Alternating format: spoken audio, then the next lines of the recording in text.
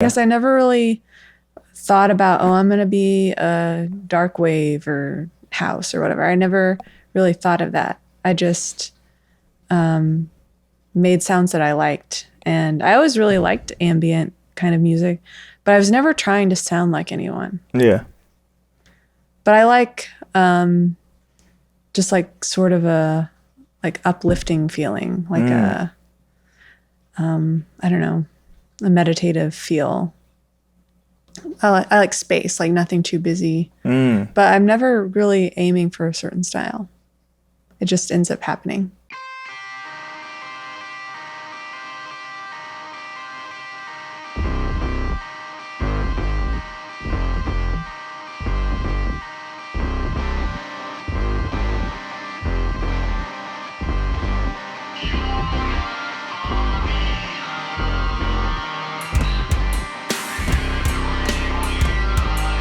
I can do this poem now. Do it. Well, I guess it's more of a story, but it's 11 by Sandra Cisneros. What they don't understand about birthdays is, and what they never tell you is that when you're 11, you're also 10 and 9 and 8 and 7 and 6 and 5 and 4 and 3 and 2 and 1. And when you wake up on your 11th birthday, you expect to feel 11, but you don't. You open your eyes and everything's just like yesterday, only it's today, and you don't feel like 11 at all. You feel like you're still 10 and you are underneath the year that makes you 11. Like some days you might say something stupid and that's the part of you that's still 10. Or maybe some days you might need to sit on your mama's lap because you're scared and that's the part of you that's 5. And maybe one day when you're all grown up, maybe you will need to cry like if you're 3, and that's okay. That's what I tell mama when she said and needs to cry. Maybe she's feeling 3. Because the way you grow old is kind of like an onion, or like the rings inside a tree trunk, or like my little wooden dolls that fit one inside the other, each year inside the next one. That's how being 11 years old is.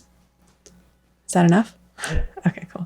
It's Sandra Cisneros. It's I mean, where does it lead to? Because I guess you said that's enough, so it's probably not done. Yeah, it's longer. It's more of a story.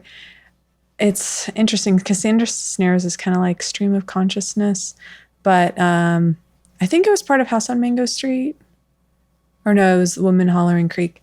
It's a girl who's like, it's her 11th birthday, and she's kind of shy and quiet, which I related to as a kid. I was always really shy and quiet. And then someone says, oh, they're trying to figure out whose sweater. They found this old sweater. And she's like, no, that's not mine. Or like, yeah, it is. I remember seeing you wear that. But she was like trying to stick up for herself, saying, no, that's not mine. You know, don't put words out of my mouth. And then she just ends up crying because people are picking on her, even though she knows she's right. And then just talking about how she's going to go home and it's going to be her birthday and everything will be better. Sort of. It's kind of still stream of consciousness, though. Gotcha. But I like that about Sandra Cisneros. So. Yeah. She's one of my favorite writers. That's what's up. Are you ready to start? Yeah. Podcast and stuff. We just started. Okay, cool. Boom. Take some water. Take the water. Take the water at the start. Who am I here with today? I'm Lacey Lewis, a.k.a. Heavy Stars. AKA. What is, what or who is Lacey Lewis / what is Heavy Stars? Like, Well, as a musician, I have a solo project, and that's what Heavy Stars is. And I loop vocals, synthesizer samples, and vibraphone. Yeah. Well, when did that project start? It's kind of, well, everything's a progression. I always knew I wanted to have a solo project. I was a percussion performance major in college, and I was always learning other people's music, and I was more of a frustrated rock star, so I wanted to play drums in bands. So after college, I moved here to work for AmeriCorps / get involved in the music scene. And so I found a band almost right away, and I started playing drums with them. And it was an interesting situation because it was electronic oriented. So that was my entrance into the electronic world. So the first band was called Panacea, and it had a couple different names after that and had different vocalists, but it was based on the producer's music made in Ableton. And then we had a guitarist, and I played live drums, and then I did some samples and stuff. But that was my entrance into Ableton. And I would see what my bandmate did with Ableton and how he could create music for himself. And I became more aware of different electronic artists. And so it planted the seed in my head of doing something by myself where I wouldn't need anyone else. I like to be in a band because I think it's good to have a balance when you need other people, making music with other people. But I also wanted to have something where I didn't need anyone else. So later on down the line, I'd been in that band for from 2009 until about 2016. It changed a lot throughout that time, but it was just, I think, became toxic and without really an aim. So that ended up ending with a lot of other bad stuff in my life. And so that's when I started focusing on creating a solo project, and I rediscovered Ableton in my hard drive. I had an old version of Ableton, so I was able to start getting out ideas, and that's how I started first writing my songs. And so I played my first show June 2018, but it was a journey before then. For 2 years before that, I was just making stuff in my computer, and then but I didn't want to have a computer on stage with me, so I figured out the gear I would need to get my songs out of the computer. And I did that. And then I've just been playing ever since. So it's been a long journey. So I guess ever since I first messing around on the piano when I was 5 till now, I guess, has been when it started. Because I always wanted to do something, create something by myself. Yeah. At this point, do you make music with the gear, or do you still use Ableton at home, and then just make a live version with the gear? So yeah, so I switched my process. So before it was making stuff, like making sounds in Ableton or in recording drums and things like that.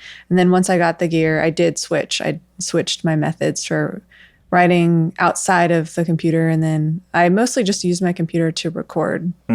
Sometimes I'll use it to make percussion sounds using a noise wave, or some kick sounds Samples using a sine wave, or just chopping samples. But I don't really create sound. I don't use any pre-made sounds. I create my own sounds using it. Mm-hmm. Do you do that? Do you not use pre-made sounds or presets on purpose?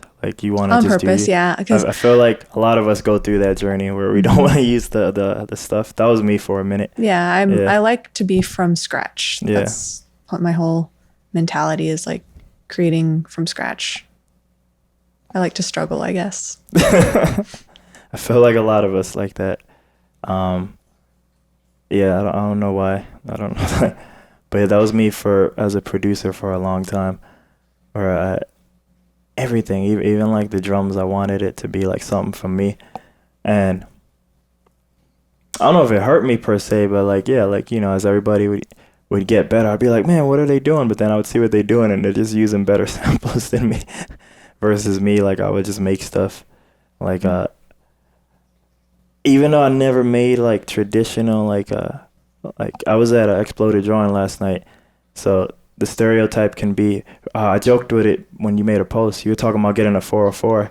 So a stereotype sound can be, boom bap, and I joked man, if you get this and you start making boom bap, I'm gonna be like, yo, what the heck? Because I feel like Brainwave's the only one who owns one of those that doesn't sound like everyone else who uses that. But most people who don't make music using something like that, and they use their computer, they just get their samples from everywhere, which is great because it sounds good. But me, even though I never used one of those analog machines, but when I got into music, I just couldn't afford anything like that, and I just probably didn't know. But I grew up in New York, so my first 18 years, I had this hip hop style. Hip hop was my main music, so the way I made my samples is I would just take them from the tracks I like, So a lot of my kits that I still use now, it's just my favorite producers, and I found a gap or a spot. Ooh, let me take this kick. Let me take this snare, So to me, it sounds cool and unique. And if you hear 1990s era hip hop, the first 5 years, you can see they did the same thing too with jazz records, and you just take it and you just plug it into the MPC and you get these weird sounds. But now that everybody wants to sound pristine and perfect, sometimes I'm like, man, I think this hurts me because my kick ain't fat enough, or my this ain't that, because it doesn't sound like as clean as everything, because it's dirty, because it's like 5 different mixes you're pulling all these samples from. But I feel like that just makes it unique. I like that style though. I like that's what I like about hip hop is like it sounds like a collage. Yeah. It has like dimension to it. It's not too glossy. That's an interesting way. Yeah. But now I made a track this week where I sampled something, and I was like, man, sampling is cool. Like, and I don't mean like I was just talking about percussion wise, like, you know, like an actual sample and then just doing whatever with it so it can be like more of the melodic part of the song. But I'd not done that in so long because, you know, I was, even though I ain't famous or not, I was paranoid of like, you know, copyright or this and that and stuff. But yeah, like you said, like you get that collage vibe that you don't necessarily get when doing like, all right, I'm gonna make all of it by myself, you know. Like it's just cool, like you said, get the balance a little bit here and there. When you get into making the music, like for your solo thing, is it always in that ambient style that you're in? I mean, I don't really try to go for a style. Yeah. I guess I never really thought about, oh, I'm gonna be a dark wave or house or whatever. I never really thought of that. I just made sounds that I liked. And I always really liked ambient kind of music, but I was never trying to sound like anyone. Yeah. But I like just like sort of a like uplifting feeling, like a I don't know, a meditative feel. I like space, like nothing too busy. But I'm never really aiming for a certain style. It just ends up happening.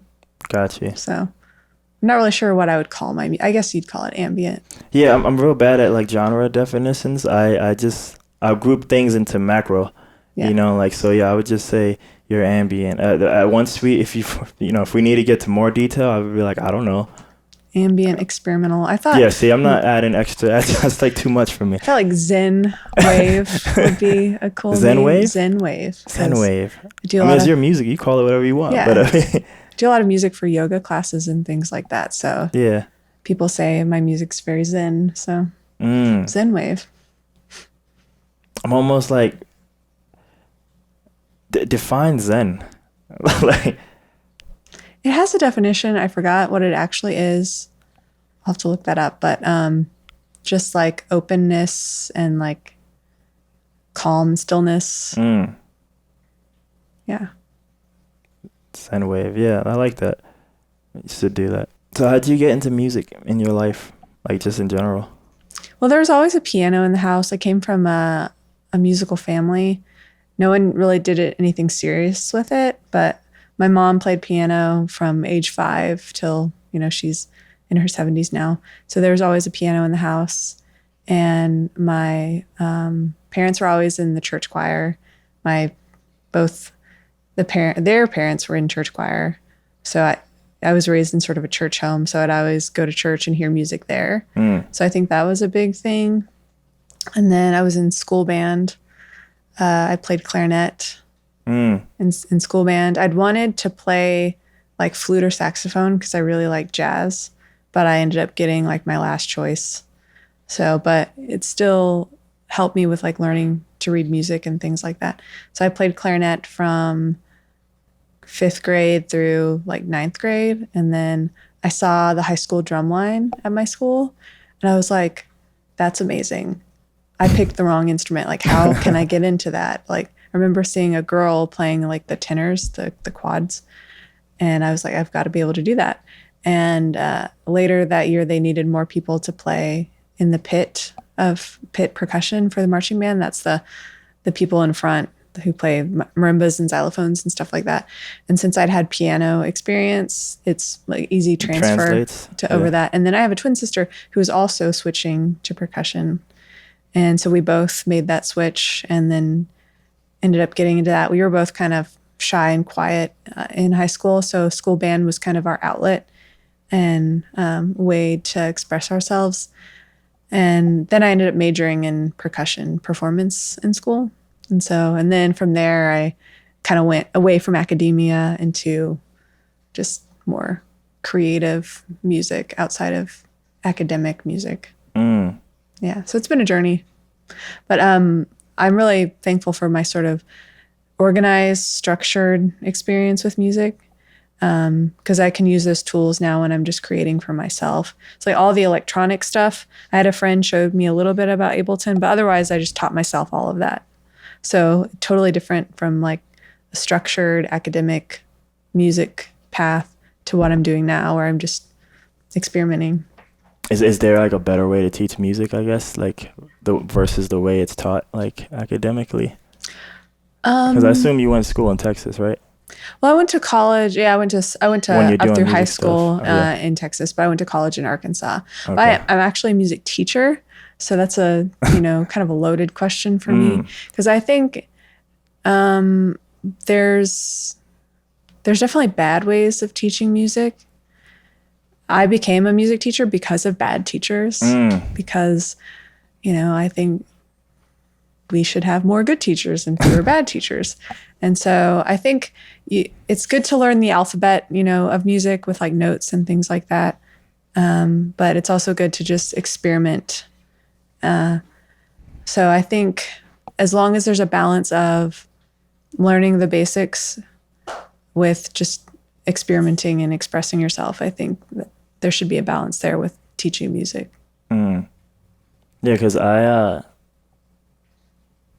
ended up getting a degree in like finance, but I did try to go back for composition because I ended up working around the music department, and it kind of became like, oh, okay, this is what I want to do, but I discovered it like really late in life, But yeah, there was a lot going on in my life at the time, and at that point and I still probably do have too many interests, but at that point I had a lot of interests, and to me, it almost like it took the fun out of it, like for me. It was very way too structured and almost like no creativity. Like even in the few composition classes I took, they were like very limited. And I guess they're trying to teach you something by doing that, but I guess maybe I just wasn't mentally ready for that. So it just almost made me question like if I want to do this, or stuff like that. So I had one teacher who was really good. He's a person, he's done this show before. He gave me like the chance to work there. His name was Dr. Sebald. But I always liked him, and then I had this one finance professor, which I felt like they taught in projects. And like that was your whole like grade. It was only like projects or something. There was no real test or anything, It was always like these open-ended like projects and tasks. And I felt like those are like real good ways because you would learn by doing the thing. And then you would just kind of correct within that, So do you have stuff online? Yeah, I have like on Spotify and stuff? And Spotify and all the things. I'm on all the things. There's some music distribution paths that I don't even know the names of. But I put my music on DistroKid. Yeah. And so then it kind of distributes it out. I feel like to everybody everything. uses that now. Yeah. What made you choose that one? I just heard I was just trying to figure it out. And I'm in a band called the Sophies. I play drums in the Sophies. Yeah. And that's what we'd done. So that's just naturally what I did. And then I have a cassette coming out soon on Arl Canyon record label. It's an ambient sort of oriented label in town. And that'll be coming out any minute, I think. I don't have the exact date, but sometime probably this month. So that one, is it only going to be on cassette? You can't hear it? It'll be on Bandcamp as well. It'll be on Arl Canyon's Bandcamp. It'll be a link to mine. But yeah, it'll also something physical, tangible. Yeah. I was talking to my friend last night. She performed at Exploded, and she too is coming with cassette. And I know a few other people here have done cassettes. I'm always like, man, like, what makes you want to release like a cassette like in 2019?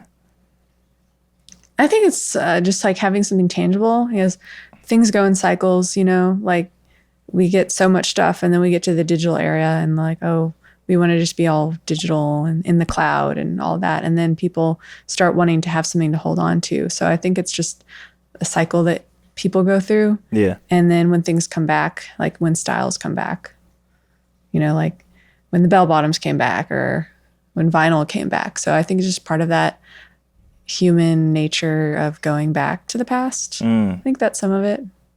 It's also the novelty of it. Do you listen to any, or you just like collect them? Yeah. I don't really try to collect them, but I have some that my friends have released. Yeah. Yeah. I have a cassette player attached to my record player at home. So. Oh wow. Yeah, I had I don't even know if I still have them. If they are, they might be in my sister's garage. But yeah, I just noticed, like, I mean, I can't even remember the last time mine was hooked up, But I just feel like, a lot of people do that. I had a friend release a beat tape on that too, like, and I'm like, I don't know. Like, it's just, I know some people want to have vinyls pressed too at some point. That seems to be a goal too of a lot of the artists. Yeah. I'm not sure if maybe I'll do vinyl, but I mean, I don't really want to create a lot of stuff that's going to be in a landfill, Yeah. Does that have more to do with like the philosophy of life type thing, or? Yeah, I mean, I try to live as much zero waste as possible. Okay. But it's cool to have things too, like something tangible. And it is nostalgic too. Like, I think about when I was a kid, maybe sick at home in 7th grade, and I was listening to the radio and like, oh, there's that song I like. I'm going to record it on cassette, I remember doing that. I do remember. Yeah. That I do. Especially because there would be a lot of unreleased, like, or the radio would have things first, you know what I mean? Yeah. So it'd take forever. So I do remember doing that. Yeah. And I never wanted to ask my parents a lot because I was a kid. I didn't have money. So I didn't want to like ask my parents to buy me all these CDs and things like that. So I would just try to record stuff and learn the lyrics. Like, I remember trying to learn Third Eye Blind, "To My Charm Kind of Life." Yeah. Yeah. All those lyrics just off my cassette I recorded off the radio. So for your stuff like that when you give it to the label or even the stuff you're self-releasing, so then are you mixing and mastering it yourself, or? Yeah, I mix everything myself. I outsource for mastering because I'm just not set up for that. That makes sense. Yeah, but a lot of my solo project is me doing as much as possible. So like when I go play shows, and I used to play with drums. With all my stuff, I'd still even bring drums and play live drums. I don't do that anymore. I might for some things, but I would get people saying, oh, do you need drums? I can play drums for you. I'm like, well, thanks for offering, but I'm actually a drummer. And if I wanted that, I would do it myself, because part of Heavy Stars is just me doing everything. So the mixing is that too. Okay. But maybe eventually mastering, but I'm not really equipped for that. So my friend Jared Marshall mastered the one that's coming up. And the first one, I just found someone that I didn't know. I wanted to kind of have like a non-biased party master my first album. Once I got that done, now like I'll probably use just friends for mastering. But otherwise, I do all the other things. What? So do you still mix in Ableton then? Yeah. Okay. Mm-hmm. How do you find mixing in that program? I mean, it's the only program I've really used. I've seen Logic and FL Studio and things like that. But to me, Ableton's pretty intuitive. And I still have just Ableton 7, like old Ableton. And even some stuff's missing off of that. So it's pretty bare bones. But that's all I need, Damn, 7. Yeah. I'm not even sure if I ever used 7. I think I might have joined on 8 in terms of like using Ableton. Because I think, I kind of started with Pro Tools and Reason. I don't know if you ever heard of Reason. Yeah. Yeah. I feel like, Reason's very niche right now. But I do remember that being like a big thing for a lot of people back in the day. So when you record into Ableton, so you're using all the hardware now for your sounds and stuff. Yeah. And you just like track it out. Because like, you're like a music teacher, right? Like that's where you get the primary like income and stuff from. So like, I feel like for a lot of us, like the goal was to like quote unquote make it, make it off our music and stuff. Yeah. But in some ways, like you're able to still use your skill set to maintain. So do you have that aim, like where you would like to make it as an artist, like where the art, your art itself can support you, and you wouldn't necessarily have to teach? I like that idea for sure. I mean, I think like everyone's definition of success is different. Yeah. So when I first moved here as a like 23-year-old mainly a drummer, I was just thinking like my idea of success was being on MTV. You know, MTV was the thing. And just being in a band and touring and things like that. So that was like my schema of success, I guess you'd say. And then over time, as I matured, you kind of just like lose layers of ethnocentricity and egocentricity, and your kind of definition of success changes. So I still want to have like, I want to be recognized for my music and respected. And I think over the past year, I've earned some of that in this town, which feels really good to be respected by people I respect. But I think teaching is really important to me. And so that will always be there in some capacity. So, I mean, I don't know if I see myself like supporting myself totally off music. If I can, that would be cool. But I would still need to teach in some way because I think that's really important to me. And the balance. Yeah. Like and teaching is an art for sure.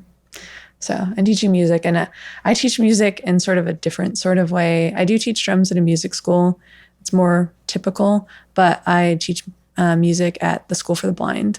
So it's more of a therapeutic kind of thing. It's more about facilitating joy through music. And I have a lot of deafblind students too. So would that be like music therapy? It's a lot like music therapy. I'm not like a certified music therapist. Yeah. You have to, that's a whole different thing. But what I do ends up being that. And so just helping students express themselves. I'm not making Beethovens or anything, but I'm helping students like find certain talents they have in music. And it's not necessarily music. Cultivating their creativity. Yeah. So I do some podcasting with students who don't really like to play instruments or sing or anything, but they like to talk. And they like to hear their own voice. Yeah, you have podcasts? Yeah, so Yeah, give it to me. Yeah. It's mostly just like, hey, what do you want to talk about today? And we record it. And then I have deafblind students too. And then a lot of my deafblind students have some vision. So then it makes me think differently about rhythm. So for them, they can't really hear rhythm. But if they have some vision, it becomes like a visual thing. Like if they see me do this, that's rhythm. It's a movement rather than what they're hearing. So they teach me how to teach them. So like that kind of work is really rewarding. Adaption. And special. So that's always going to be in there somehow. Yeah. That's I like what you said there. They teach me how to teach them. Yeah. Because for sure. This is something I haven't followed like sports for a long time, but I noticed, man, like there was always like two types of like coaches for things, and there was always these people that they had their philosophy and they were always going to implement that no matter who's in front of them. And sometimes it worked and sometimes it didn't. But there was always, there's less of this style, but I would notice, like, to me, these coaches overall did better where it seems like they would just see who they had to work with and they would always come up with something based on what they had instead of having like a fixed set. So just kind of like adapting to who the person is, teach that way versus like, this is what works, go do it, like because that might not be what works for them, but so that's a cool way of teaching. That's why I like the idea of like open-ended projects, because that way whatever works for them can still be used, like, and then you just build that around them or something. I got these like life questions that they're kind of random, but I feel like they lead to interesting things, but I gotta find them because it's been a while. Here we go. Oh man. I put a new one here from the last podcast, I think. I don't know if I should come up with a way to ask it, but this is and she's never hurt nobody, but she says like she quoted her best friend as being her burial buddy.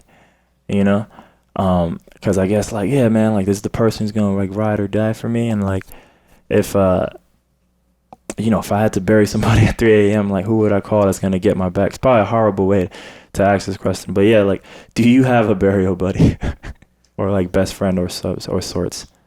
My twin sister, for sure. Yeah, do anything for her. Oh wow. Like all my siblings are like probably like 10 to 15 years older than me. So I don't think I was ever as close with them as that. Like I'm only now just to this year starting to talk with my sisters. I guess like as a normal person, you know, like about real life stuff and not just, hey, that movie's cool, right? You know, Yeah. I still haven't been able to do that with my brother yet, but maybe one day. But does she still do music then? Or? Yeah. She lives in town. She plays drums in a lot of bands. Oh wow, Yeah. that's crazy. And she teaches some drums as well. How did you get into the Sophies?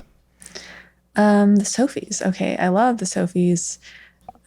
We've been a band for about 3 years now. So I just answered an ad on Craigslist because I'd gone through like my Saturn return, I guess, when I turned 30.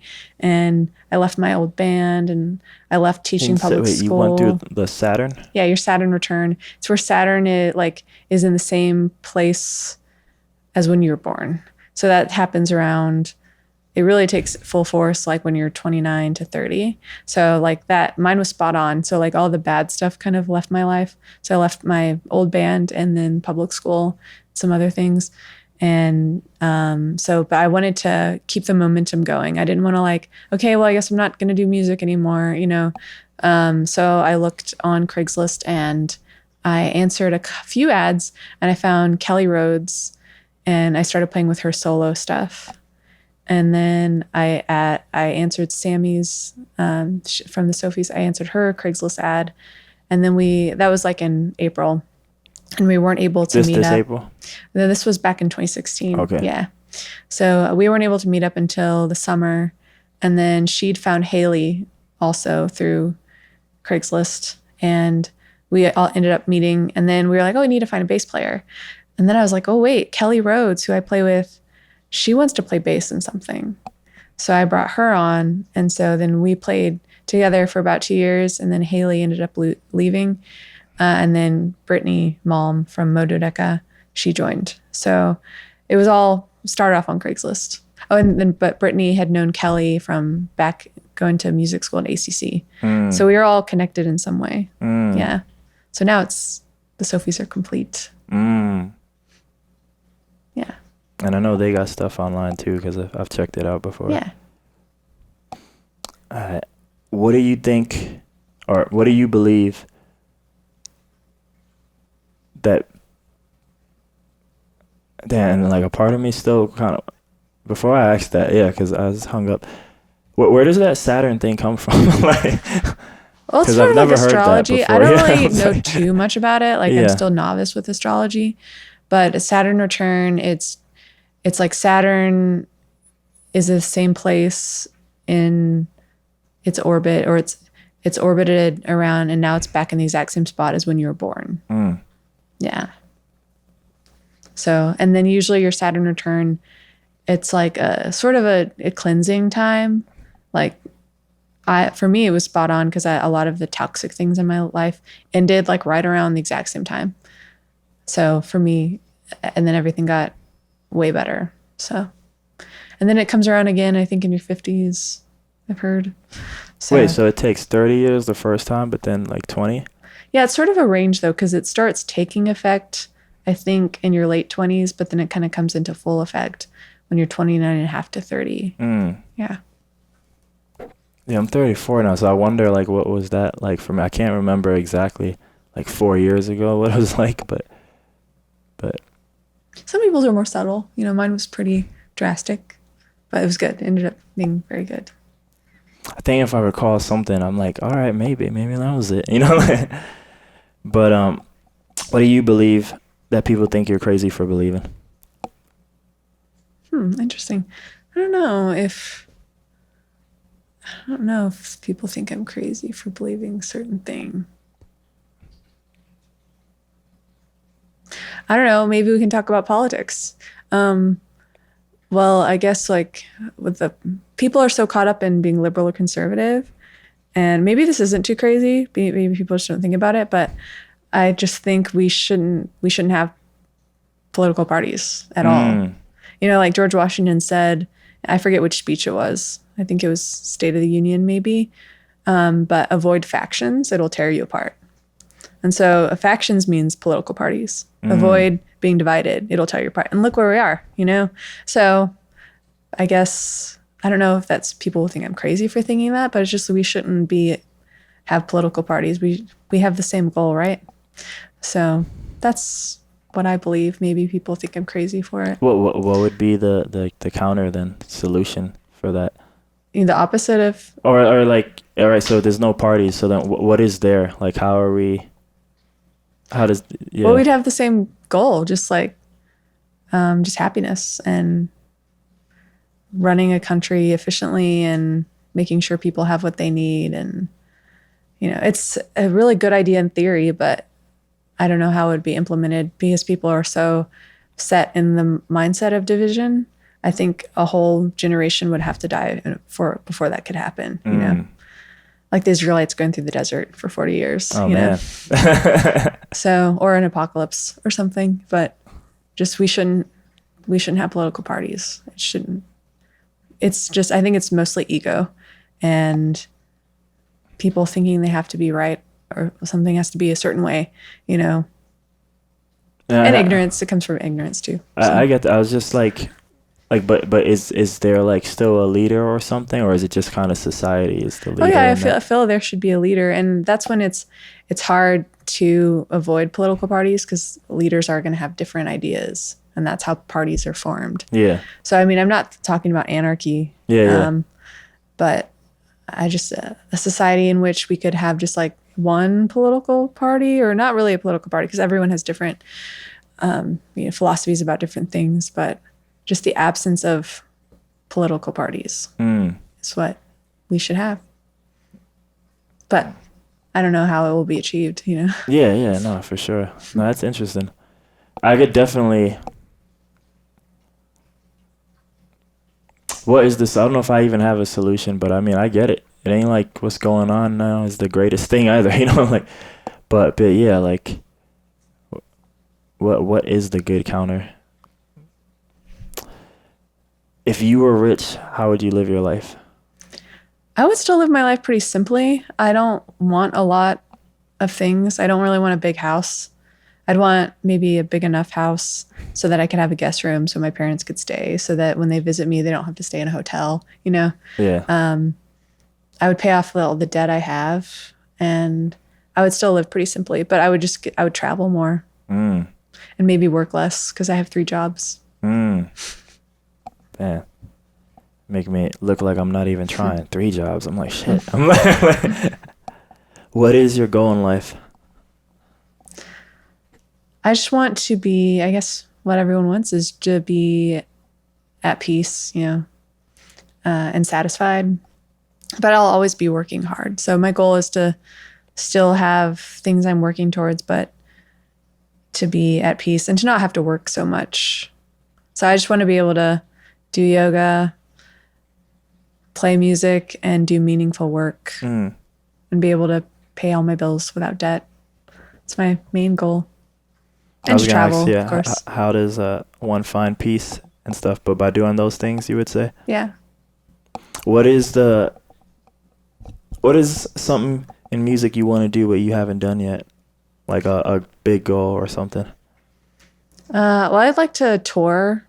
I haven't toured. I've played out of Austin, but I'd like to do a tour by myself with Heavy Stars. I'd also like to do a tour with the Sophies and play bigger festivals. Like I'd love to go play Fuji Rock in Japan and things like that. So just traveling more with my music. There's do you know any Japanese connections out there or I don't know. I have one friend. He's put out a few Japanese artists. Like he lives here in town. I think he even knows a little bit of Japanese. But he was definitely connected to the noise scene. Yeah. Like cool. That they used to play Beerland a lot.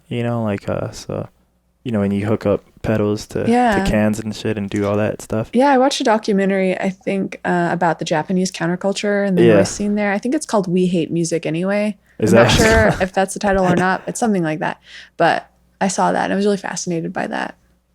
Yeah, I had my own journey with Japanese music. I was into Japanese rock for a very long time.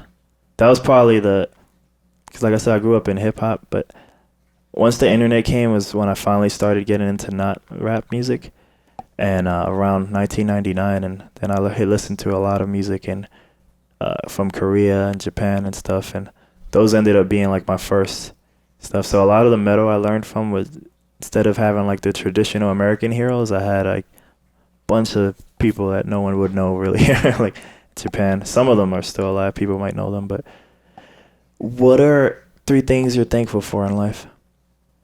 I'm very thankful for music because it's directed my path. I'm very thankful for my family because they've supported me in all that I do. And with that, my friends too, just my family and friends. I guess music ties into like, I'm thankful for the Sophies and things like that.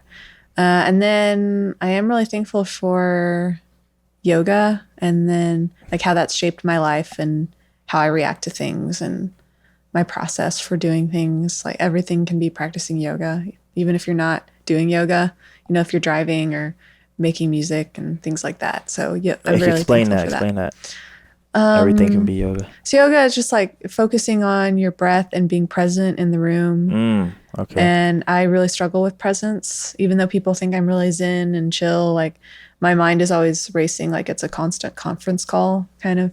So, but yoga helps me slow down my mind and my thoughts and be present in what I'm doing. If I'm just like teaching a student or trying to make music or playing or setting up for a show. How did you get into it? Into yoga? Yeah. Well, I first went to a yoga class randomly with my mom at church. We had like a yoga class. And then I learned some of those poses, and then I would just do them by myself. And then I started getting into classes here when I was in Austin. I'd go to Black Swan, and then I went to a hot yoga class there, and I really liked that. And then I eventually I do a lot of yoga, like videos and things at home. And I liked at one point just doing yoga at home and not having to go anywhere.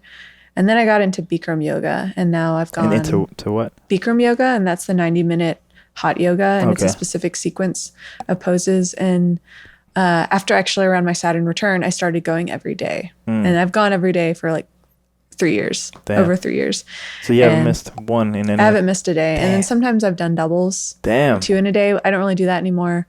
And then I've made some really good friends through the yoga community, and I ended up doing music for yoga classes too. So I was able to combine. That's the one negative, I think, since I don't do classes. I'm like, man, I should have met so many people. I've spent so much of my life doing yoga that I don't know nobody from it. Maybe know one person. But she travels. She used to live here, but she travels on. Echo Giselle? I don't know. She used to, but she was a yoga teacher and stuff. She was like the first, like, person I met, like that kind of like gave me this like idea, like, oh, like life can be something else. It doesn't have to be like this structure thing. Cause I don't know, man. I looked there and she seemed so free. She was traveling the world and doing all these action things, like stereotypical. I'm a yoga freak, hippie style stuff. But I just saw that and I was like, that's possible. Like, but yeah, like I was like, man, I should meet all these people if I go. But I don't know. I just never went to classes. I don't know. Or I would go here and there, but never like consistently like that or nothing. But I definitely want to try the heat yoga. Yeah, come anytime. I get a free guest once a month. Oh, yeah, I should probably go. I don't. Might have to be one of these later days, maybe, because I don't know about this. How the early stuff but yeah, I'd definitely be down to try it because I hear like that's supposed to be like some real good stuff, man. Like so like is the room like heated or something? Yeah, it's 106 degrees. Jesus. 52% humidity. It feels great. Does it really? Yeah, it feels like a rainforest. I don't know. I bet you because you do it all the time, you've probably adapted to it. So it's probably like something. I feel like in the beginning, I just imagine it being like really heavy. Yeah, my first class, I was really sore the next day. Yeah. And it was cold outside too. So when it's already hot like this, your body's already used to the heat. So it's really good to actually go your first time during the summer. Yeah. All right.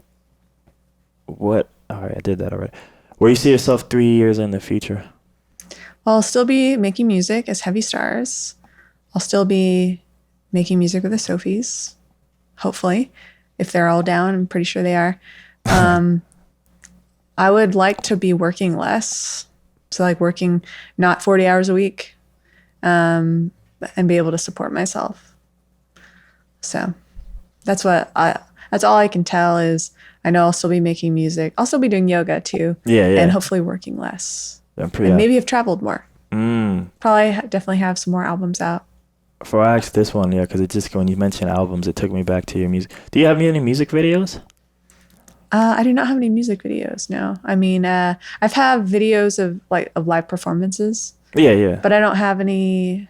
Actually, I take that back. I do have a few music videos that I made just with images from Creative Commons. I think I have two. Yeah, I have two videos where I just took images off Creative Commons and put them together. So it's like I'm not in it. It's just different visuals. Yeah. So just kind of DIY videos. Because your music, I feel like, lends itself to a cinematic style. That is a goal. I would like to make a cool music video. Yeah. Like, because even like just like relaxing imagery of like that, like the green belt or whatever, and just like random shots of nature, and then you can do some weird stuff where you sync it to as percussion happens and blah blah blah. But yeah, like totally, like I think the visual element would be real good for your stuff. What is the perfect day? Oh, I like this question. The perfect day, I think maybe I will have played a show before, like the night before. So I always like the feeling of having played a show the night before and maybe making new friends and fans and things like that. Yeah. So it's like maybe the day after I play a show, go to yoga, make a nice green smoothie. And then it's kind of a girly day. Like I like a girly day where I can like go get a pedicure and maybe a massage. Like that's like after working hard at a show the day before, like that kind of day is chill, like with a lot of introspective time, like time by myself. So that's one version of a perfect day. So you said one version. Are there more versions? Yeah. I mean, I guess another perfect day would be maybe doing my same like yoga sort of practice, but then spending the rest of the day just like, what am I going to do next? Because I'm a planner, I tend to like plan everything. So having a day where it's just like, oh, I don't have anything planned, and then like spend time with friends and just go explore and do whatever, go rock climbing or go to the green belt or things like that. Do you rock climb or? I don't, but I would like to. I want. I always felt like I had like a calling to do that. Like not like it should be my life mission, but like, hey, I feel like it's just something that I would like. So I went bouldering for the first time, like August. I still haven't gone to this one, the bouldering project. I want to. I want to try that place too. They almost seem like kind of like. I feel like almost all the gyms have yoga classes in them too. So part of me is like, damn, is the world telling me something? Like just join one of these gyms and now you can do both yoga classes and climb. But yeah, no, it was really fun. But man, like, especially because, again, it was my first time, that was like, it was really taxing. I thought I was going to spend, like, because you pay for a day pass, so it had 5 more hours on till closing. I thought I'll just spend all 5 hours there. But after hour 3, I was like, I'm kind of, not only am I fatigued, but I can tell, like, all right, this is different fatigue. This is like, all right, this is painful now. Now I'm just stressing myself. It's not good. And unless you're, like, just amazing at, I guess, climbing down, you have to like kind of jump in this safe way because there's mats. And I know on the last 2 jumps, I was like, all right, this is hurting now. This ain't good no more. I'm not, even though I'm trying to play it safe. But it's fun. You should totally do it. It's, it's just real. There's a lot of compound movements, like, because you're using all these muscles at one time. And I think they have it like color coded, and just climbing like one of the, I guess white is the level 1 or whatever, and I just climb in like on this diagonal like that. I was like, oh, I couldn't do it. It's like, it's just so, just having like your weight like in this, what I'm trying to say, like in this diagonal fashion. I was like, that was really hard, but it is fun. You should totally try it. What is the question I should have asked you but I didn't? I don't know. I guess you didn't ask me about my influences. I don't know. That seems like a thing. What are your influences? Well, I guess I really like Radiohead. And so Tom York's a big influence on me. And a lot of the reason they're a big influence on me, because it was at first I hated Radiohead. Because I heard that song Creep and I was like, that's so dumb. Like, I'm a creep. Now I get that song. I like that song. But I heard it all the time and I was like, the song is so dumb. Why was it dumb? I'm very bad growing up in this hip hop world. Like, I listened to lyrics first, but then like once I got into not hip hop and then I slowly become a musician, I hear music first. So I don't know what a lot of songs are about unless they're rap songs. Like, I don't know. That's just how I'm programmed. I'll just hear everything as me. So like, what was weird about Creep? I think I just like, I thought it was dumb that he was singing like, I'm a creep, I'm what a weirdo, you know, like, and the song was so like melancholy. Yeah. And I'd hear it all the time. And so, and I don't even know if I even realized it was Radiohead. And then later I heard it was Radiohead and I saw like a weird Radiohead music video. And I think I was pretty straight laced as a kid. And so like anytime I saw something weird, I was just like immediately didn't like it. I think I don't know. I'm definitely not that way anymore. So I just like kind of grew up thinking I hated Radiohead because of those few situations. And then after college, when I moved here and I joined my first band and they liked Radiohead and a lot of different electronic things, I was like, oh, I'm going to give Radiohead another try. So I listened to Radiohead and I was like, oh, I really like this. And then I listened to the discography like in order so I could kind of see their progression. And then Radiohead became my favorite. And then Tom York, especially like just his delivery and his persona and his like outside of Radiohead too and his solo stuff really impacted me. And then once someone after I played a show, they're like, oh, you reminded me of Tom York. And I was like, oh my gosh, that's amazing. So yeah, Tom York definitely influenced me. And then I think most of my influence is on the music that I do now, or not really the music I do now, but just maybe how I think about music is stuff I listen to later. Like I don't even really know what I was listening to in high school and things like that. I think I just listened to Dave Matthews in high school. I think that's all I listened to. So like a lot of the influence that I found later was my friends' music, like going to see solo electronic shows and that kind of inspiring me to do my thing. So I think just like my friends are my influences too. Like the scene here in Austin is really welcoming with the experimental scene and they're like with Feedback Alliance and now Imaginary Stereo and the Me Mermo crowd. What's the third one? Me Mermo. Is that the stuff you set up for Mondays? Yeah. Okay. So the experimental Monday and the whole crowd that kind of goes there, those are really influential to me and inspiring. Do you think, are you gonna, because I know they're trying to do it, they're trying to get me to do one, I'll see it. But are you gonna do any of those like feedback submissions? I might. I think I have something in mind. That'd be cool. There's I want to say it was Big Money. Do you know Chris Big Money? Mm-hmm. Yeah, I feel like he did. I mean, because obviously you can do whatever you want, but I feel like there was one, I don't remember the number, where it was like something you would never expect from him or something. I don't know if it was ambient, but it was definitely like piano laced heavy and it was like very soft and calm unlike the normal stuff. Mm-hmm. So I mean, I feel like, yeah, at the end of the day, you can kind of just do whatever you want. Like, even though the stereotype is beats, you know, like, in there. Because I was asking like them, well, does it have to be instrumental or can I like rap on it or sing? It's like, do whatever you want. I was like, all right, cool. So maybe. But because I know they want to start releasing those as compilations. Yeah. So we'll see. That was a big thing for me, actually, when I started making my own music. Before I played a show, I'd done some of their submissions.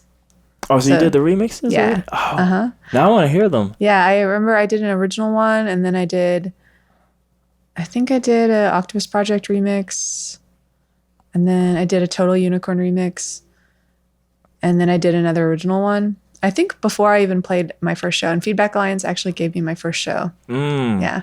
So I have a special part of me, with Feedback Alliance. That's what's up. I didn't know that at all. Do your, and I'll have to look those up, but do your remixes, does it sound like your music and that it's still in that same chill vibe?